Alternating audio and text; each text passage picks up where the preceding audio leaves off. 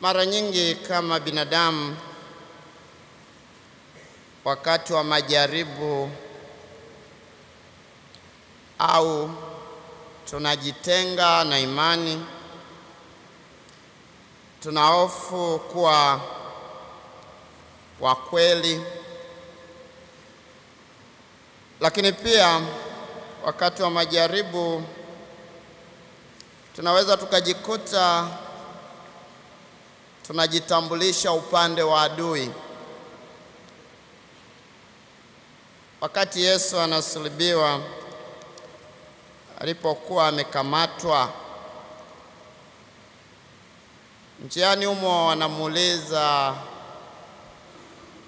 Petro, wewe ni mmoja wapo mtu huyu? Naye anakana wazi wazi, anasema mimi simjui mtu huyu, amjui Kristo. Nasi vile vile unaikana ndoa kwa sababu ya magumu na majaribu, unakana wito wangu kama padre,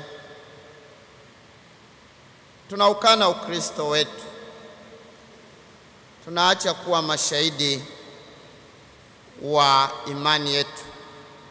Ndugu zangu, hakuna wakati mzuri wa kujijaribu kama wewe kweli ni Mkristo imara isipokuwa wakati wa majaribu na vitisho.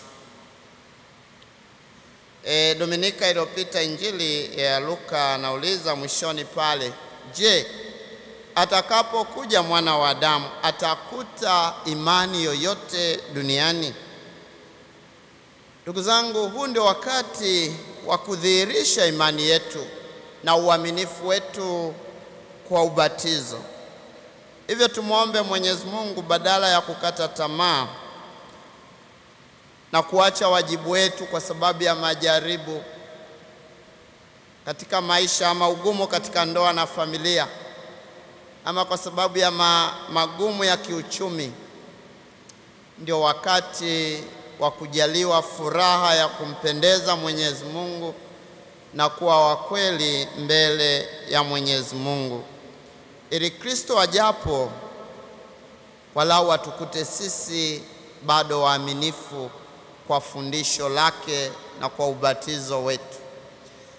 Tukiri dhambi zetu ili tupate kustahilishwa kuadhimisha mafumbo matakatifu.